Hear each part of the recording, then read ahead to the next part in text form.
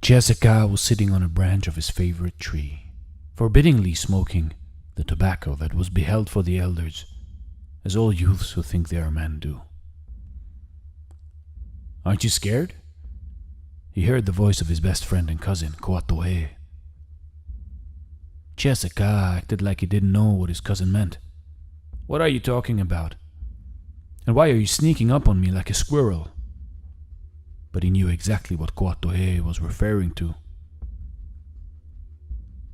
Tonight was his night, the night he would become a man. He had just turned 13 years old, and tonight was his rite of passage. The night he would leave his childhood behind and turn into a Cherokee warrior.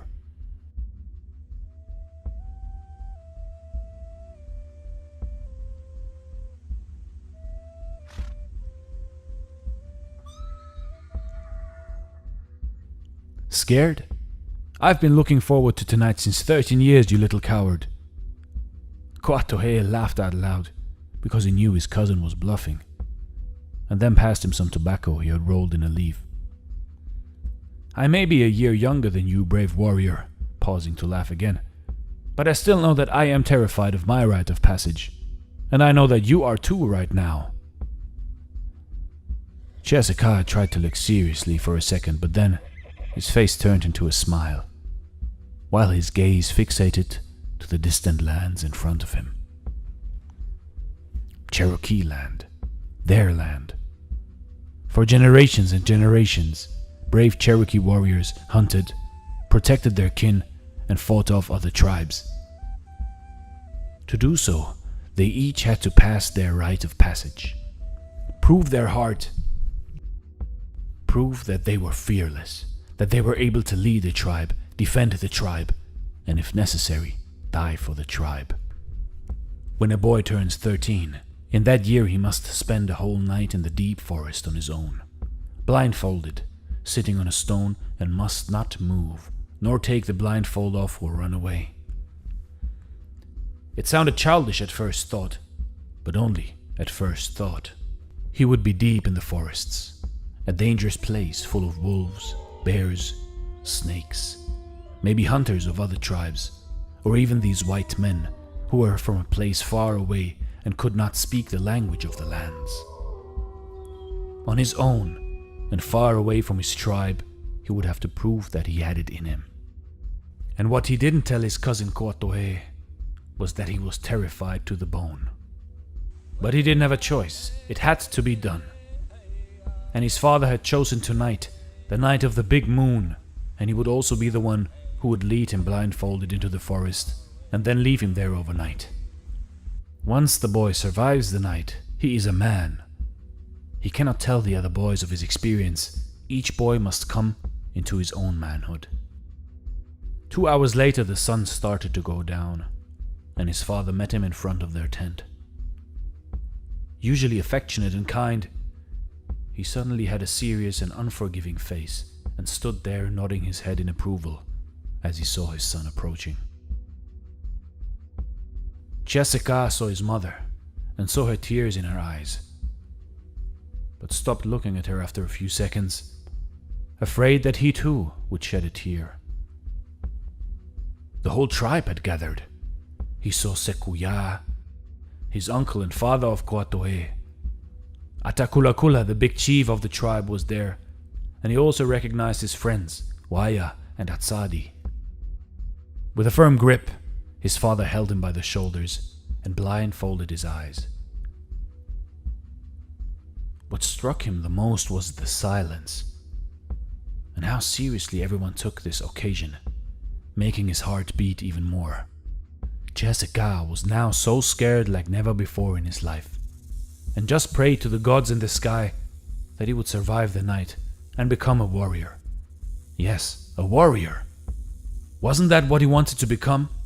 Make his father proud, his mother proud, and make the whole tribe look up to him. The thought of wearing the mark of the warrior on his face made him happy for a while and clouded out the negative thoughts he had had the days prior. After walking for what felt like eternity, his father told him to turn around and sit. He did just as he was told, and there behind him was the big stone of the warriors, where he would spend the night. Without saying a word, his father disappeared, and after several minutes, he knew he was on his own. The boy was terrified. He could hear all kinds of noises. Beasts were all around him. Maybe even some human would hurt him. The wind blew the grass and the earth, and it shook his stump, but he sat stoically. Even as he heard the wolves howl, he stayed there, blindfolded and didn't move an inch. When he heard the grizzly breathing down his neck, he didn't flinch. As he heard voices of other Cherokee, who he knew they were from another tribe, he sat quietly and determined. As the rain came, he let it touch his hair and body without moving. He felt a snake crawling on his arm, and was fearing death, but stayed vigilant and a warrior at heart throughout. Finally, after a horrific night, the sun appeared and he removed his blindfold. It was then that he saw his father, sitting on a stone next to him, at watch the entire night. "Father," Jessica said. "Congratulations, son. Now you are a Cherokee warrior," he said with a smile on his face as he passed him some tobacco rolled up in a leaf. Jessica couldn't believe his eyes. "What, you thought I didn't know you were smoking secretly upon your tree?" his father said. "But don't tell your mother I gave you this." Jessica had to fight the tears, so emotional was this moment. His father had been there all night, watching out for his safety, and he, Jessica, had been brave in front of his father's eyes, and even got offered the tobacco of the elders and grown men. Now, Jessica, we are more than father and son. We are two warriors of the same tribe.